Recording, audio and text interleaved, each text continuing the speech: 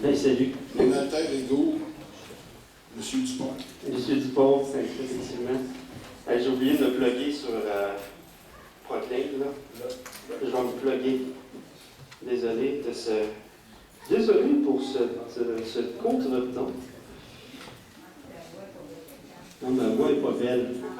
Ça sent bien, ça sent bien. Caverneux. Pendant que je vais parler, pendant que je trouve, comme ça ma voix va s'ajuster. Pendant que je trouve Proclaim, je me plug. Qu'est-ce que ça dit donc? Contrôle. Je prends maintenant le contrôle. C'est en train de se relier. Bon. Ce matin, quelle joie! J'avais pas d'électricité. 7h10, l'électricité part. Et j'ai bu le meilleur café de ma vie. J'ai allumé le poêle, j'ai mis la bouilloire sur le poêle. C'est un café sur le poêle. C'était bon. En attendant que ma voix s'ajuste. Et les gens qui ne sont pas là, je vous salue. Ceux qui êtes à la maison, on est filmé, donc vous allez pouvoir à la maison voir le message, assister au message aussi. Donc je vais m'adresser à vous comme dans Passe-Partout. Dans Passe-Partout, on dit les amis à la maison, donc c'est les amis à la maison.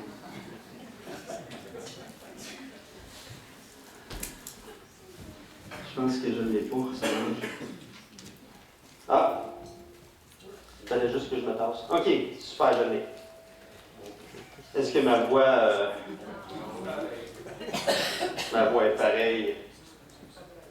Ma voix est pleine d'écho. Je résonne. Bonjour.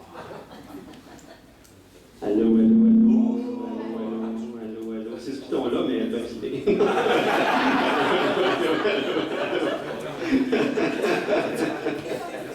Elle est où? Sinon, je vais... Ah, ça s'en vient bien. C'est pas mal mieux. Oh! Non, on m'entend plus, hein? On t'entend? Ah, super. Bon. On t'entend. Allô? OK. Dans notre vie, on sait qu'il y a énormément de joie. Plein de joie qui arrive. On a cette joie-là d'appartenir à Dieu, ce Dieu-là qui nous aime, qui prend soin de nous, qui se révèle à nous tout au long de notre vie, qui prend soin de nous dans toutes sortes de situations. Mais justement, dans notre vie, il arrive des situations. On a chanté, ce qu'on a chanté aujourd'hui nous ramène, et je suis sûr que des fois, pendant les chants, il y a des situations que vous avez vécues que vous vous êtes rappelés, et les chants vous ont fait du bien. Peut-être que des fois, vous vivez quelque chose en ce moment de difficile, et de se rappeler qu'on peut aller devant Dieu, ça fait du bien. Et chacun de nous, dans notre vie, on vit des peines. Et des fois, ces peines-là peuvent avoir comme source une tragédie. Un soir, ma femme et moi, on était dans une noce, et à un moment donné, elle sort de la salle de bain, et elle dit, vite, il faut aller à l'hôpital. Et ma femme était enceinte de notre premier enfant. Elle dit, vite, il faut aller à l'hôpital, je pense que ça va pas bien. On se rend à l'hôpital, on était inquiets pour la santé du bébé et tout ça. Rendu à l'hôpital, elle passe l'échographie très rapidement. Et tout d'un coup, le médecin il dit, j'ai une mauvaise nouvelle, il n'y a plus de bébé. Et là, j'ai vu la déception, la tristesse dans la face de mon épouse. Mais elle a resté calme. Moi, sur mon côté, je suis venu blanc comme un drap. Et il a fallu que je vous fasse ça comme ça parce que j'allais tomber sans connaissance.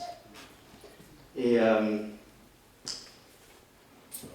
c'est ça, c'était un choc. Ça a été vraiment un choc. Dans les jours qui ont suivi, ça a été la tristesse, le deuil pour les deux. Ma femme, elle s'est plus exprimée à Dieu. Même si moi, je trouvais ça tannant de l'avoir pleuré, parce que moi, je renfermais mes émotions. Mais c'était le choc, la tristesse. Et ma femme a pu apporter tout ça à Dieu, mais pas moi. Mais pendant ce temps-là, il y a toutes sortes de questions qui te viennent en tête. Hein. Est-ce que Dieu veut qu'on ait des enfants? Parce que c'est notre premier, là, puis on le perdait. Est-ce qu'on a péché? Est-ce que c'est bien de ressentir qu'est-ce qu'on ressent? Pour moi, c'était pas bien. Mais pour ma femme, c'était bien. Comment on prie dans ce temps-là, quand on vit une tragédie comme ça? Il y a plein de situations qu'on peut vivre qui sont des tragédies. D'autres exemples, tu es chez le médecin et t'annonce que tu as un cancer qui vient de débuter. C'est le choc. Quand tu es seul à la maison, tu es là et tu te poses des questions. Comment je vais dire ça à ma famille? Ça va être un choc pour eux aussi. Tu es tout perdu, tu perds tes points de repère, tu te sens seul, tu te sens abandonné de Dieu. Comment on prie dans ce temps-là? Tu es assis tranquille chez toi, tout d'un coup, la police frappe à ta porte. Et elle vient t'annoncer que ton fils, ton unique fils, vient d'avoir un accident de voiture. Il est décédé. C'est un choc. Tu es tout désorienté. Puis quelques temps après, tu es dans une incompréhension. Tu es là, tu te dis, pourquoi Dieu t'a permis ça? Et là, tu cries à Dieu, puis tu es choqué contre lui. Tu te dis, pourquoi tu m'as enlevé mon fils? Comment on prie dans ce temps-là? La réalité, c'est que notre vie n'est pas un conte de fées prévisible, comme tous les films qu'on voit à la télé. Que des fois, ma femme, mes enfants écoutent des films, puis je sais exactement ce qui va se passer, puis je peux leur dire exactement ce qui va se passer, puis ils disent « Ah, dis-les pas », puis bon. Mais notre vie n'est pas comme ça. Notre vie est vraiment imprévisible. Il y a plein de choses qui vont arriver qu'on n'a pas prévues, mais pas du tout. On vit dans un monde déchu qui est accablé par le péché et la mort. Et dans Romains 8, 22, 23, on voit « Or, nous savons que jusqu'à ce jour, la création tout entière soupire et souffre les douleurs de l'enfantement. Et ce n'est pas elle seulement, mais nous aussi, qui avons les prémices de l'Esprit, nous soupirons en nous-mêmes en attendant l'adoption, la rédemption de nos corps. » Donc, il y a toutes sortes de malheurs qui arrivent sur Terre. Ça, c'est ce qu'on voit, la photo, c'est en Australie présentement. La crise du verglas en 1998. Et là, je suis sûr qu'il y en a plein de gens qui pensaient à ça aujourd'hui ou hier soir. On va-tu revivre une crise comme ça? Il y a des catastrophes naturelles qui arrivent. Et des fois, c'est vraiment terrible. La nature souffre les douleurs de l'enfantement. La nature n'est pas ce qu'elle était dès le départ à la création, quand Dieu a créé toutes choses bonnes, parfaites. Le péché est venu altérer tout ça, puis la nature souffre du péché. Alors, même notre corps, on est soumis au vieillissement, on est soumis aux maladies, jusqu'à ce que notre corps soit glorifié comme celui de Jésus. Et c'est normal dans notre monde qu'il arrive toutes sortes de malheurs autour de nous. Et on est entouré aussi par toutes sortes de gens, pécheurs, et des fois on subit leurs mauvaises décisions. Puis dans cette réalité-là, peut-être qu'un jour, tu vas apprendre que tes enfants ont un handicap ou souffrent d'une neurodiversité. Peut-être qu'un jour, dans un mois de folie, l'homme ou la femme de ta vie va t'annoncer qu'il t'aime plus. Il va vouloir te quitter. Peut-être qu'un jour, tu vas perdre subitement ton emploi. Et ce matin, ce n'est pas un sujet que j'avais le goût de parler. Pas du tout. Mais je trouvais ça important de parler de ça. Parce que ça peut nous amener à être prêts lorsque nous allons vivre quelque chose de difficile. On n'est aucunement à l'abri du malheur dans notre vie. Mais des fois, dans notre vie, le malheur ou la douleur reliée à quelque chose de tragique qui nous arrive peut être très momentanée. On passe au travers rapidement et tout ça, puis ça va bien. Puis d'autres fois, la douleur peut être un marathon de douleur. Et ça nous amène à vivre des émotions tellement fortes. Et des fois, on ne sait pas quoi faire avec les émotions qu'on vit. Et des fois, encore pire, on ne sait pas quoi faire avec les émotions que l'autre vit. Et là, dans ces émotions, des fois, si c'est long, on peut être fatigué, tanné, puis blesser l'autre. Parce qu'on ne sait pas quoi faire. Puis on ne sait pas comment vivre ces émotions-là. Un jour, François Picard racontait qu'après le décès de sa première épouse, après plusieurs mois de décès, il avait encore le besoin de parler aux gens de sa peine. Et là, un jour, quelqu'un qui était tanné d'entendre ça, il a commencé à dire à François, là, OK, reviens-en, là. Tu souffres, là, mais reviens-en, là. Ça fait déjà plusieurs mois qu'il est décédé, là. Alors, ressaisis-toi, là. Alors, reprends sur toi, là, tu sais. Que faire lorsqu'on vit une détresse, une douleur?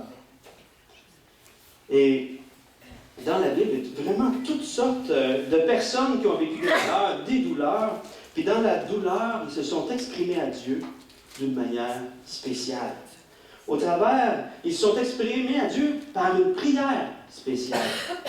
Au travers de cette prière-là, on peut voir que Dieu a donné à l'être humain un moyen d'expression privilégié quand on est dans la douleur.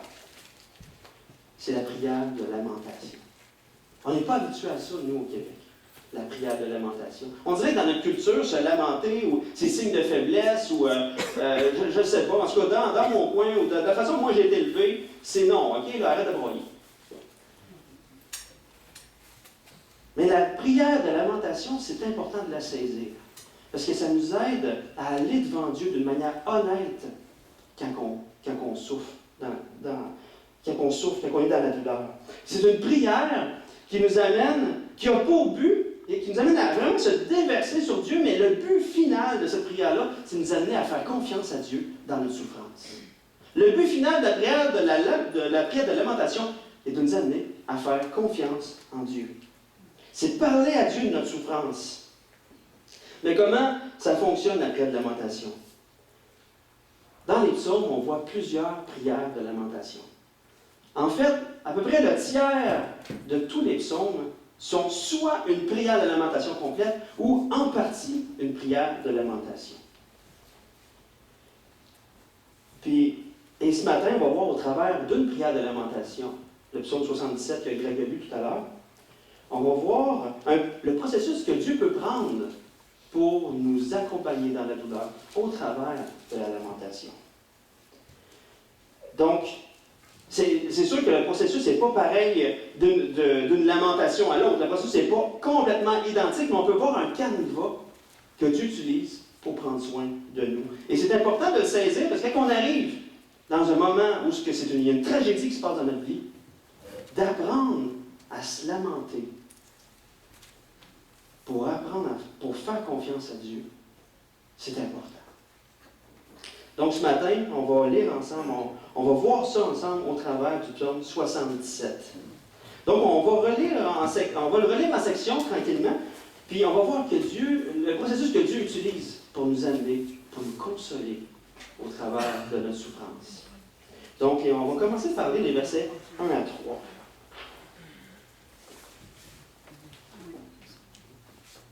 Au chef des chantes, d'après Jeduthun, psaume d'Asaph. Ma voix s'élève à Dieu et je crie. Ma voix s'élève à Dieu et il m'écoutera. Au jour de ma détresse, je cherche le Seigneur. La nuit, mes mains sont étendues sans se lasser. Mon âme refuse toute consolation. Je me souviens de Dieu et je gémis. Je médite et mon esprit est abattu.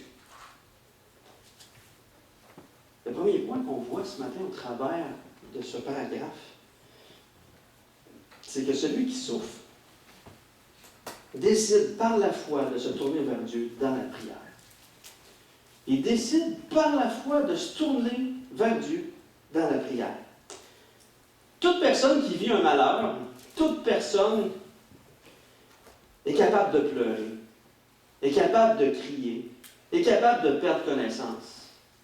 C'est des choses qui sont naturelles à tout être humain. C'est des choses qui viennent naturellement, ce n'est pas des choses qu'on se force. Là, hein. On vit quelque chose de tragique, une très mauvaise nouvelle, on va pleurer. Comme moi, on va perdre connaissance. Mais se tourner vers Dieu dans le malheur, ce n'est pas un acte naturel à l'être humain, c'est un acte de foi. Asaph a écrit cette prière-là. Et c'était qui Asaph, juste rapidement? C'était le chef d'une des 3 familles de musiciens du temps de David, qui était chargé de jouer du tambour, de la cymbale pendant les cultes d'adoration. Puis il a écrit 11 psaumes parmi les psaumes, tout le recueil des 150 psaumes. Lui, il en a écrit 11. On ne sait pas ce qu'Asaph vit à ce moment-là, mais il est dans une grande détresse. Il est dans une grande souffrance. Et au verset 2, il est écrit « Au jour de ma détresse, je cherche le Seigneur. » Donc, pendant qu'il est dans la souffrance, là, il cherche le Seigneur. Donc, Asaph se sert de sa souffrance comme un tremplin qu'il propulse vers Dieu. C'est comme s'il embarquait sur sa souffrance, là. C'est comme sa plateforme pour parler à Dieu. Dans cet état-là, il ne se sort pas de l'état de la souffrance, il est dans la souffrance, puis dans la souffrance, il parle à Dieu. Et on voit au travers du texte que, présentement, Asaph écrit, il n'y a aucune autre solution que de crier à Dieu dans sa souffrance. Il n'y en a pas d'autre.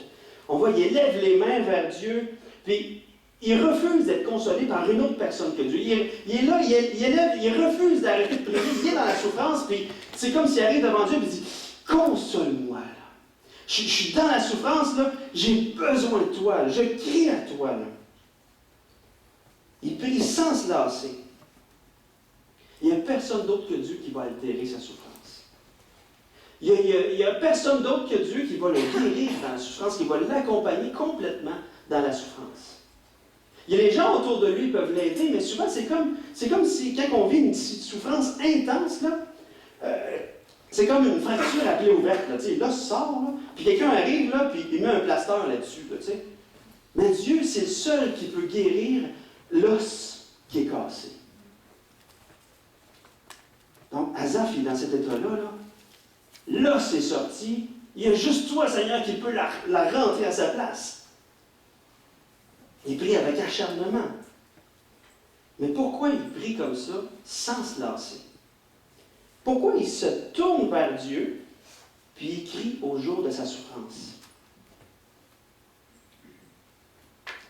Il dit, ma voix s'élève à Dieu, et il m'écoutera. Le verset 1. Ma voix s'élève à Dieu, et il m'écoutera. Asaph a la foi que Dieu va l'écouter. Il s'adresse à Dieu parce qu'il sait que Dieu est en train de l'écouter. Dans le psaume 116, versets 1 et 2, il est écrit « J'aime l'Éternel, car il entend ma voix, mes supplications, car il a penché son oreille vers moi, et je l'invoquerai toute ma vie. » J'aime l'Éternel, car il entend ma voix, mes supplications. Quand on souffre, puis qu'on se tourne vers Dieu, qu'on crie à lui, on peut être certain qu'il entend nos prières. Il les entend. Il est là. Il entend notre voix. Puis il n'est pas insensible à ce qu'on crie. Asaph avait cette foi-là que Dieu allait l'écouter. Celui qui souffre décide par la foi de se tourner vers Dieu, et Dieu va l'écouter. Mais là, il est là devant Dieu. Son esprit est abattu, il médite. Ses pensées tournent, il est tout mêlé, là. Il est troublé. Il sait que Dieu va l'écouter, mais on dirait qu'Asaph, il ne comprend pas Dieu. Il est là, puis il m'arrive un malheur, puis là, je pense à Dieu, puis je suis dans la tristesse. Je ne sais pas si... Oui, je vais retourner avant. Il dit, mon âme refuse consolation, je me souviens de Dieu et je gémis au verset 3. Je médite et mon esprit est abattu. Il est là, il est tout mêlé. Est-ce qu'Asaph, dans sa lamentation, va garder ses pensées pour lui-même? On va regarder les versets 4 à 10. Vous suivez, les amis, à la maison? Versets 4 à 10. Asaph, il est là, il réfléchit, puis il est triste, il est dans la tourmente. Il est tout mêlé, il pense à Dieu, il gémit, il ne comprend pas, mais il crie à Dieu. Verset 4, tu tiens mes paupières en éveil, et dans mon trouble, je ne puis parler.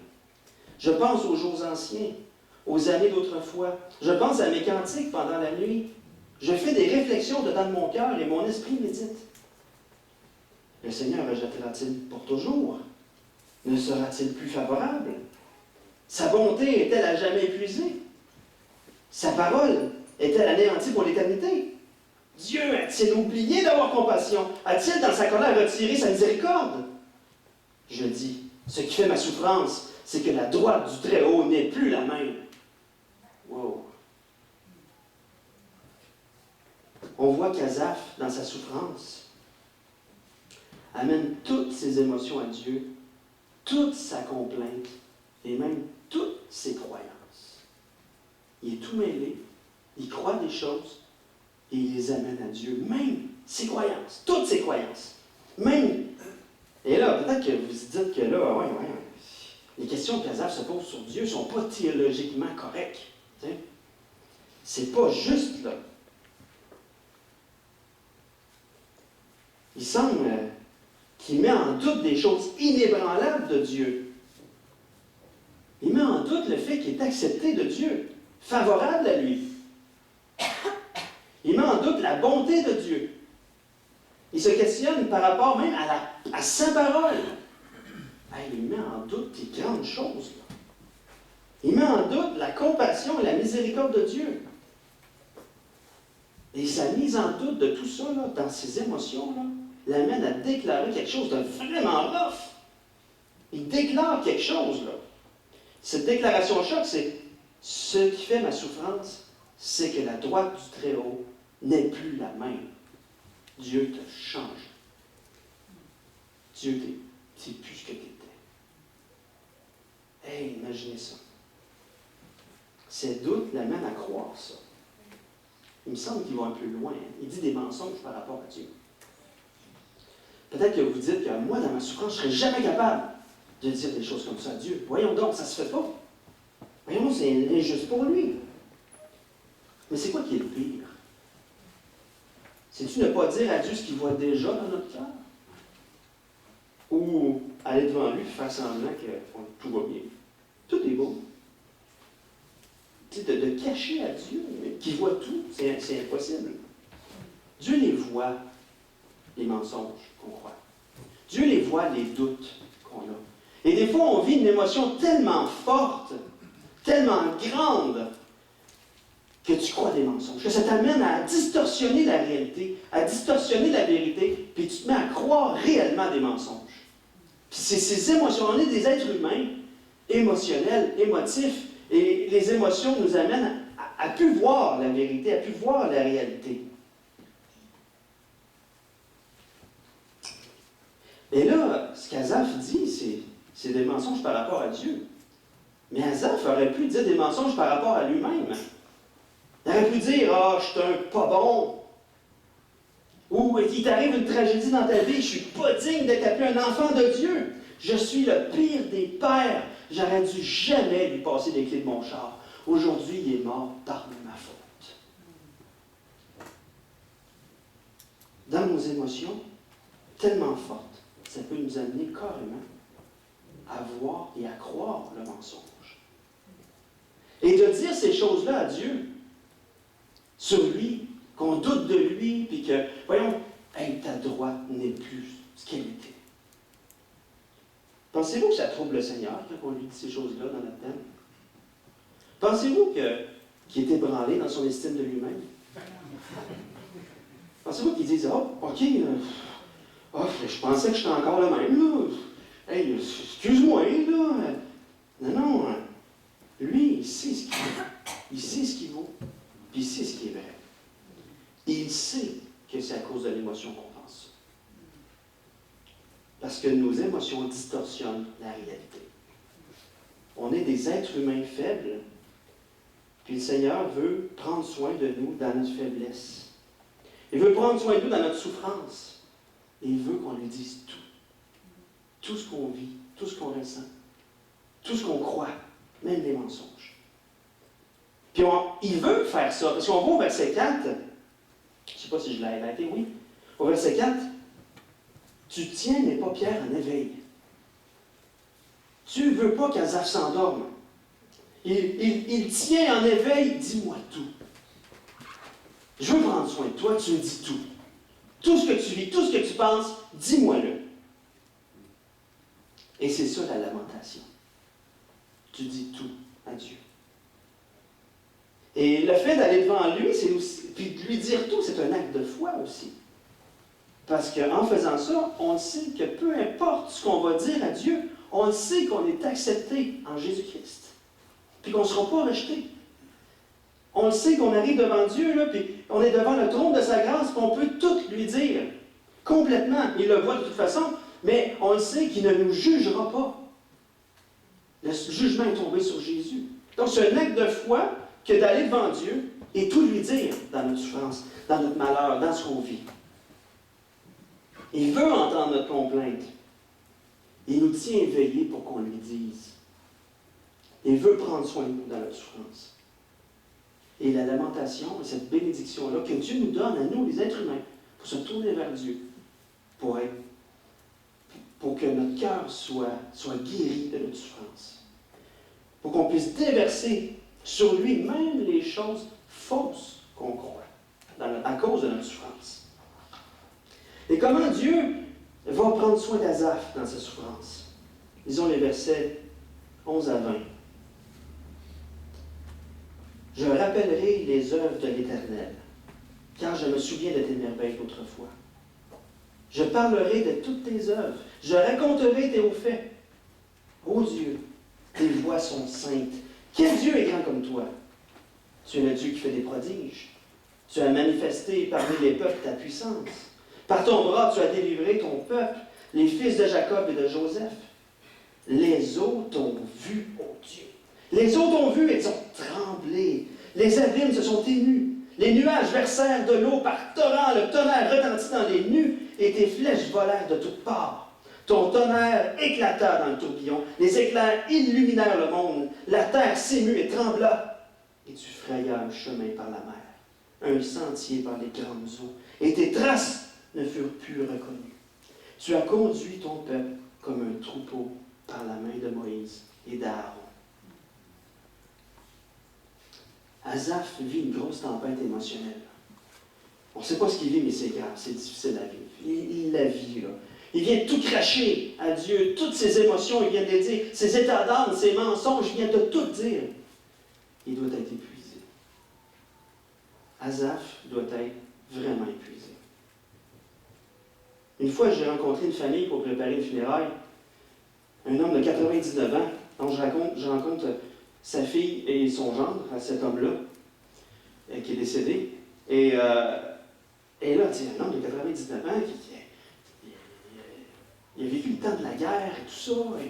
Et là, sa fille et le gendre du monsieur, la fille de son mari, finalement, me racontaient toutes les merveilleuses choses qu'il avait faites, tous les exploits qu'il avait faits. Il avait travaillé avec les plus grands. C'était impressionnant. C'est impressionnant, là, sa vie et tout ça. C'était vraiment impressionnant ce qu'il avait fait. Donc moi, j'écrivais ça pour préparer l'hommage. Donc c'est toutes des belles choses là, incroyables qu'il avait vécues et tout ça.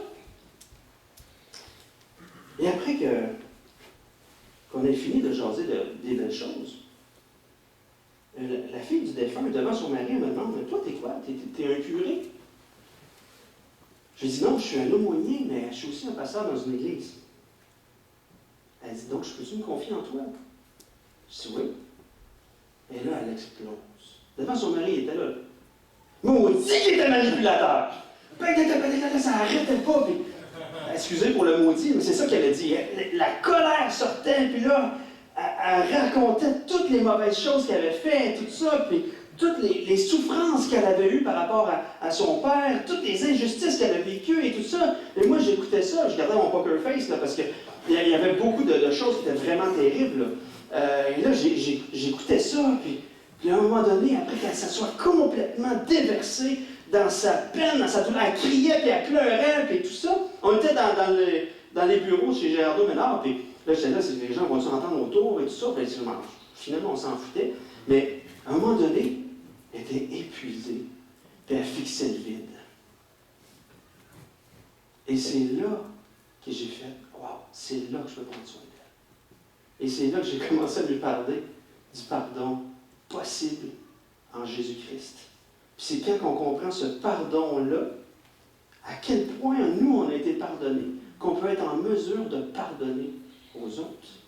Et là, j'explique la croix, j'explique tout ça, je ne sais pas ce qu'elle a compris. Mais j'ai vu à ce moment-là, c'était le temps de prendre soin de son cœur. Elle était épuisée, elle avait tout déversé. À la fin, elle a dit, ça m'a vraiment fait du bien. Je ne sais pas où est-ce qu'on allait par rapport à Jésus, mais c'était le temps. Puis je pense que Dieu voulait amener Asaph là.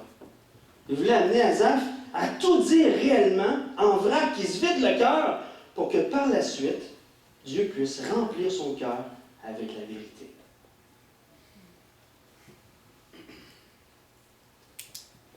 Je pense que Asaph était épuisé, fixait le vide, puis Dieu l'amène sur un autre chemin. Dieu l'amène à se rappeler les bienfaits qu'il a fait. les merveilles d'autrefois. Des faits réels que Dieu a accomplis. Des faits béton, inébranlables par nos pensées.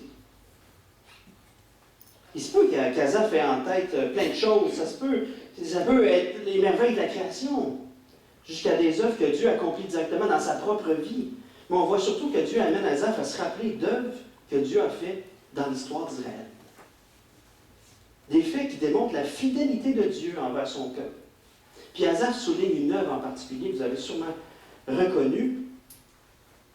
Il prend le temps de l'écrire dans sa prière. Puis vous avez reconnu que c'était lorsque Dieu fait passer le peuple d'Israël dans la mer Rouge, au travers de la mer Rouge. Ça a été la délivrance finale du pays d'Égypte. La délivrance finale contre l'armée égyptienne.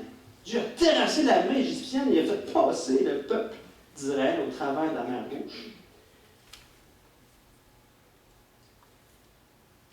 Et ces faits-là, sur la délivrance que Dieu a apportée au travers d'Israël, démontrent clairement que Dieu est le Dieu de la délivrance et qu'il peut te délivrer dans ta souffrance.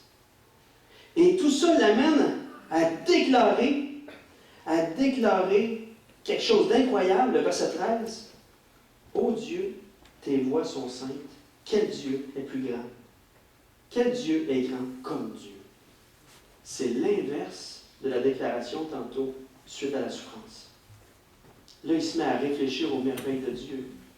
Dieu l'amène là, puis il déclare, « Ô Dieu, il n'y a personne qui est grand comme toi. Tes voies sont parfaites, ta conduite est complètement juste. » Donc, un changement de cap complètement. Ça l'amène à faire confiance à Dieu dans sa souffrance. Donc, Asaph vit une souffrance. Dieu l'amène à se tourner vers lui par la foi pour décharger toutes ses complaintes, puis même si ce n'est pas toujours la vérité. La souffrance nous amène des fois à croire les mensonges, on les amène à Dieu. Dieu veut l'amener à revoir qu'il est le libérateur. Dans sa souffrance. Et c'est spécial qu'au moment de la souffrance, Dieu l'amène à se souvenir de l'événement le plus grand de la délivrance du peuple d'Israël. Puis cet événement-là est constamment rappelé au travers de l'Ancien Testament. Je suis le Dieu qui vous a délivré d'Égypte. Et toutes les fois que le peuple dit quelque chose, je suis le Dieu, je suis ton Dieu, celui qui t'a délivré d'Égypte. Et les gens, quand ils vivent quelque chose, hey, Dieu nous a délivré d'Égypte. C'est le plancher théologique du peuple d'Israël. Il n'y a pas de plus grande chose. C'est le point de référence qui démontre que Dieu est le libérateur dans la souffrance. Si on regarde l'histoire d'Israël, pendant 400 ans, ils ont crié à Dieu. Et Dieu a répondu en les délivrant du pays d'Égypte. Il les a fait passer par la mer Rouge. Et une libération incroyable. Il est le Dieu de délivrance. C'est leur fondement théologique. Leur plancher, on ne peut pas aller plus loin que ça. C'est la plus grande démonstration de la libération de Dieu. Pour nous, lorsqu'on vit une souffrance, c'est quoi le plancher théologique des chrétiens? C'est quoi le plancher théologique qui est inébranlable, qui démontre que Dieu est le libérateur complètement? Le sacrifice de Jésus sur la croix. C'est ça notre plancher à nous. C'est ça notre filet. Quand on tombe, on a besoin d'un filet. Puis notre filet, c'est l'Évangile. C'est la bonne nouvelle du salut en Jésus-Christ. Dieu nous a tellement aimés qu'il a envoyé son Fils, Jésus, sur la croix. Et après qu'on ait dit tous nos mensonges à Dieu dans notre souffrance, tout ce qu'on croit, tout ce qu'on a déversé, puis que là, on est là, puis on fixe le vide, là. Dieu est là, puis nous rappelle son œuvre extraordinaire, son œuvre d'amour sur la croix pour nous, qui démontre que, hey, dans ce que tu vis, là, c'est terrible ce que tu vis, mais je suis là avec toi. Je suis le libérateur qui t'a libéré de la puissance de la mort, de la puissance du péché. Je suis là avec toi, je donné ma vie pour toi. Je t'accompagne dans ta souffrance. Je suis là. Dieu veut nous rappeler que ni la mort, ni la vie, ni les anges, ni les dominations, ni les choses présentes, ni les choses à venir, ni les puissances, ni la hauteur, ni la profondeur, ni aucune autre créature ne pourra nous séparer de l'amour de Dieu, manifesté en Jésus-Christ notre Seigneur. Fais-moi confiance. Je suis là, avec toi, dans ta souffrance. C'est ça que Jésus veut nous amener à vivre. Dans notre lamentation, il veut nous rappeler l'Évangile. Hey, fais-moi confiance. Dans tout ce qu'on vit, même les pires malheurs, Dieu est là. Et je me suis rendu compte dernièrement, ma femme, dans ce qu'elle a vécu, dans ce qu'on a vécu ensemble de la perte de notre premier enfant, elle s'est lamentée. Même si je ne voulais pas, parce que je n'étais pas bien avec ça. J'ai vraiment mal vécu ça, ce moment-là. Moi, je ne me suis pas lamenté. Et qu'est-ce que ça fait dans ma vie? C'est comme si je n'avais pas accepté ça encore. Dernièrement, je me suis rendu compte de ça. Quand que je mets la table, tu sais, on est 4 dans la famille. Mes 2 fils, moi et ma femme. Mais ça m'arrive très souvent de prendre 5 assiettes. Hey, non, on est 4. J'en mets la 5e. Puis ça m'arrive des fois de me réveiller en pleine nuit. J'ai une grande fille de 15 ans. Mais non, c'est comme si je n'avais pas vécu du tout ça. C'est comme si je croyais encore un mensonge. Puis dernièrement, ça a sorti, là, je parlais avec ma femme, puis Colin, c'est encore dans ma tête, ça. J'ai pas vécu la vérité avec Dieu à ce niveau-là. Je pense que le Seigneur va m'amener là. C'est important, quand on vit une souffrance, de ne pas taire ses émotions, de les dire à Dieu complètement, de se laisser prendre soin par Dieu. Pas de dire, OK, je suis fort, je suis capable, je vais être capable, je vais passer au travers, puis finalement, tu marches en boitant, puis tu es tout magané, parce que tu as marché avec tes propres efforts. Mais le Seigneur veut nous accompagner dans notre tristesse, dans notre peine, dans notre douleur. C'est le Dieu qui nous libère. C'est celui qui a donné sa vie pour nous. Il nous accompagne, il marche avec nous. Et la lamentation est un bon outil à maîtriser pour nous aider à aller devant Dieu par la foi et tout lui dire quand on vit quelque chose de difficile, une épreuve, une inquiétude. Puis cet outil-là va nous amener vraiment à nous vider le cœur, à être vrai devant Dieu, puis à se laisser prendre soin par Dieu. À nous laisser nous re-remplir par sa vérité. Il chasse le mensonge. C'est comme un changement d'huile. Je viens de penser à ça. La vieille huile qui sort, des fois, quand ça fait longtemps que tu as fait un changement d'huile, ça sort épais. Oh, il y avait tout ça dans mon moteur. Ouf, ça pouvait bien mal aller. Ça pouvait bien chauffer un peu. Puis hop, la nouvelle huile, complètement belle. Un jour, on n'aura plus besoin de cet outil-là, de la prière de lamentation. On n'en aura plus besoin. Parce qu'un jour, on va être dans un lieu avec Jésus qui essuiera toutes les larmes de nos yeux. La mort ne sera plus. Il n'y aura plus ni deuil, ni cri, ni douleur, car les premières choses ont disparu. Que le Seigneur nous amène à ne pas avoir peur de vivre la lamentation lorsqu'on est dans la souffrance. C'est un moyen qu'il nous a donné à nous, êtres humains, pour se tourner vers Dieu par la foi, pour tout déverser sur lui, tout vider nos mensonges, qui sont en lien avec nos émotions fortes, qui sont là. Il ne faut pas les nier, nos émotions. C'est des vraies émotions qu'on vit là. Et lui, il vient remplir notre cœur par la vérité, qui nous accompagne. Il veut nous amener à lui faire confiance. Prions. Seigneur, merci pour ce modèle au travers des Écritures qui nous amène à tout déverser sur toi. Tu veux prendre soin de nous dans la souffrance. Tu nous accompagnes. Et Seigneur, chacun va vivre un jour une souffrance. Donne-nous ce réflexe-là de nous tourner vers Dieu. De ne pas faire confiance à nous-mêmes, Seigneur, dans nos forces ou dans d'autres moyens, peu importe quoi, la psychologie ou je ne sais pas quoi, Seigneur, mais c'est de nous tourner vers toi et nous déverser sur toi. C'est toi notre filet, Seigneur. C'est toi qui nous dirige. Et au travers du fait que tu prends soin de nos cœurs, dans la souffrance, on va agir différemment, Seigneur, lorsqu'on vit quelque chose. On n'aura pas de peine. Oui, on va en avoir de la peine, Seigneur. Mais les gens vont voir que tu es là avec nous. Tu nous accompagnes. Et ça va démontrer qu'on t'appartient vraiment, Seigneur. Les gens vont voir que tu es fonctionnel dans tout, Seigneur. Même dans la souffrance. Tu es notre Dieu réel qui prend soin de nous. Dirige-nous, Seigneur. Merci pour ce que tu fais, ce que tu vas faire. Seigneur, pour les gens qui souffrent en ce moment, donne-leur de se tourner vers toi, par la foi. Pour les gens qui vont souffrir, Seigneur, donne-nous de bien les accompagner vers toi, Seigneur, pour ta plus grande gloire. Amen.